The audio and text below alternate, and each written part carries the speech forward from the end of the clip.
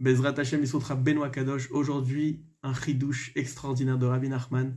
On sait qu'Avraham Avinu, il a fait beaucoup de chesed dans sa vie. Mais le seul chesed qu'on nous rapporte dans la Torah, c'est un chesed qui n'a servi à rien. Pourquoi? Parce qu'il a servi à des anges qui n'ont aucun profit de la nourriture, qui ont aucun plaisir de ce monde. Donc, ce chesed qu'Avraham a fait, c'est du vent. C'est du vent. Pourquoi on nous rapporte que cet acte-là d'Avraham? Il faut savoir qu'ici, Rabbi Nachman dit c'est un grand chidouche pour toi. Sache que Dieu, il ne regarde pas l'action, il regarde ta volonté. Il regarde tes prières, il regarde combien tu veux vraiment y arriver. Parce que l'action, c'est pas entre tes mains. Et pourquoi Avraham, maintenant, il voulait les inviter à tout prix, Machim, il a fait tout fait en sorte pour qu'il n'y ait pas d'invités. Il avait rapproché le soleil de la terre, il faisait une chaleur ardente, personne ne sortait dans les rues. Mais Abraham, il a dit, je veux des invités, il n'a pas lâché, il a continué à prier, à vouloir. Et il savait que dans l'action, ce n'était pas possible. Il savait qu'Hachem avait fait tout en sorte pour qu'il n'y ait pas d'invités. Mais Abraham, il a dit, moi, je fais ma part de vouloir, de continuer à prier. C'est ça ma part. C'est ça qui est entre mains. Parce que Hachem, il voit le cœur de l'homme. Il voit le cœur d'homme, il sait que l'action, ça ne dépend pas de toi, il faut la siyata dishmaya, il faut les conditions, il faut que tu aies la tête, il faut que tu aies les forces, il faut que les proches autour de toi t'aident, il faut que tu aies l'argent. Mais il y a tellement de conditions, il sait très bien que ça dépend que de lui. Mais Hachem, ce qu'il attend de toi, c'est ta volonté. Où l'homme il veut aller, on l'y emmène. Où l'homme il veut aller, on l'y emmène.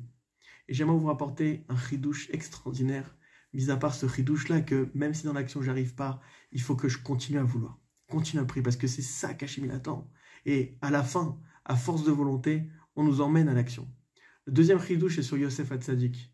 On sait tous que Yosef, c'est notre exemple, c'est notre modèle, c'est le tzaddik qui a tenu dans l'âge de sa jeunesse face à la tentation d'une femme, d'une goya.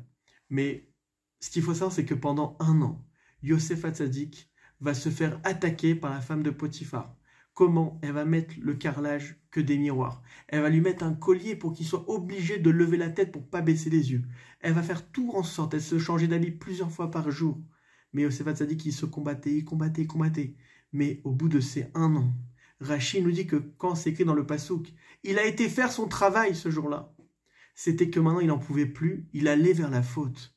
Il allait vers la faute. Bien sûr, à son niveau, on parle de Yosef Hatzadik, on parle d'un géant. Mais juste pour nous apprendre, Hachem, il nous apprend à travers les tzadikim, comme David Ameler, qui n'était pas du niveau de tomber avec Bathsheba, mais on nous a juste montré la puissance de la tchouva d'un homme. Comme la faute du veau d'or, Am Israël n'était pas apte à faire cette faute, parce que ils avaient vu des miracles, on les a fait tomber pour te montrer qu'un peuple qui fait tchouva, ça fonctionne.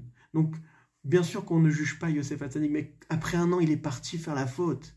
C'est pour te dire que même toi, quand l'Yetzirah, il t'attaque, quand l'Yetzirah, il te tient, sache que même Yosef Hatzadik est dans ces conditions-là. Mais Yosef, malgré que la volonté, elle était attaquée par l'Yetzirah, il lâchait pas, il dit Hachem, j'en peux plus, c'est dur, mais je veux être collé à toi. Je veux pas tomber dans cette faute. Je ne veux pas me faire attraper par ce Yetzirah. Mais il était en train d'aller vers la faute. Et Baruch Hashem, on sait qu'Hachem l'a sauvé au final et il a pu s'échapper. Mais ce qu'il faut comprendre, c'est que ne crois pas que les tzadikim n'avaient pas d'Yetzirah. Au contraire, ils étaient attaqués. Ils n'en pouvaient plus. Mais ils n'ont pas lâché une seule chose, la volonté. C'est vrai que le désir, il est fort. Mais il y a une vraie différence entre le désir et la volonté. Le désir, c'est pas toi. C'est l'Yetzirah qui veut te faire croire que c'est toi. Ce mauvais penchant là où tu crois que tu es attiré vers cette chose, c'est l'Yetzirah, ce n'est pas toi. Toi, tu es une Neshama qui veut que se rapprocher d'Hachem, qui veut que se coller d'Hachem. Toi, tu veux, et c'est ta volonté. Parce que si tu demandes à quelqu'un, est-ce que tu veux gagner ton argent en volant ou en étant honnête? Mais je veux gagner ma vie en étant honnête. C'est-à-dire, si j'ai le choix, si j'ai la possibilité, bien sûr que je veux ça. Tout le monde veut le bien. Donc, c'est la preuve que la Neshama, elle est théora. La Neshama, elle veut que le bien. Alors ça, ne le lâche pas. Même si c'est dur, même si ton désir, il est fort, ne lâche pas la volonté Hachem. Je ne veux pas tomber là-dedans. C'est vrai que le Sahara, il me fait croire que j'ai envie de ça. C'est vrai que le Sahara, il est très tentant. Mais je veux pas, je veux être collé à toi, je veux m'attacher à toi. Autre point important, des fois on peut dire, ouais, mais j'ai voulu, et pourquoi moi je ne suis pas sauvé comme Yosef Hatzadik? Yosef Hatzadik, il s'est donné une misguérette. La volonté, elle ne peut pas être dans le vent. Il faut la prendre et la travailler, la faire grandir, la faire grossir. Comment? En fixant un temps de hitbod et doute. Rabbi Nachman, il a dit, je vous passer une petite histoire qui est passée hier. Il y a un de mes amis qui est parti voir le Rav Arush et il lui a dit, Rav, j'ai du mal à appliquer Hitbod Edut, j'adore vos livres, j'adore le date de Rabbi Nachman, c'est magnifique, mais au final, j'arrive pas à appliquer la Hitbod Edut. Il lui a dit comme ça, Rav Arush, il lui a dit, si tu te penses plus intelligent que Rabbi Nachman, qui a dit que la Hitbod Edut, elle est au-dessus de tout, et que tu penses, non, je vais étudier, non, je vais faire ci, non, mais tu es en train simplement de dire que tu te penses que tu es plus intelligent que Rabbi Nachman. Tu es en train de dire que tu sais mieux ce que tu dois faire. Non, il n'y a pas plus haut que ça. Il n'y a pas plus grand que ça. Pourquoi? Parce que déjà, le libre arbitre de l'homme, c'est pas l'action, c'est la volonté. Le Icar, c'est la volonté. Où l'homme il veut aller, on l'y emmène. Et donc, au final, si toi maintenant tu t'attardes à l'action, si toi au final tu t'attardes à pas comprendre que le principal c'est la Hitbod Edut, alors tout ça c'est des imbriquements en fait.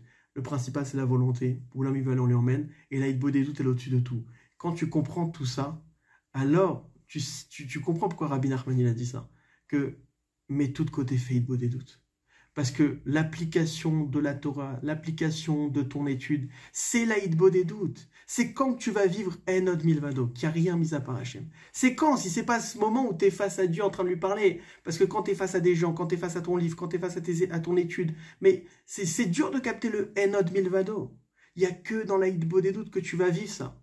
Que tu vas pouvoir dire, Hachem, j'ai besoin de toi, je suis en train de parler face à face avec lui. Donc, je le vis, le Enod Milvado. Et c'est ça qui va nous faire tenir le reste de la journée, où là, on va être dans le monde de l'action et où Hachem, il va agir selon nos volontés.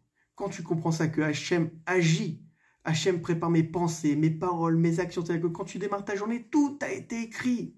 Rabbi Nachman, il y a écrit dans l'Ikouté Moran que tout a été écrit, tes paroles, tes pensées, tes actions. Alors, c'est quoi ma part? C'est quoi mon libre arbitre?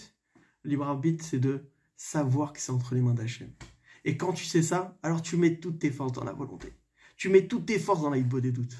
Bezrat Hashem, Bisrout, ce chidouche de Rabbi Nachman, Bisrout Kol HaTzadikim, qu'on puisse comprendre que le Icar c'est la volonté, que le principal c'est la Hitbod Edut, et que en rien il faut se culpabiliser des actions, mais se concentrer là où ça porte ses fruits, la volonté. Chazak à tous.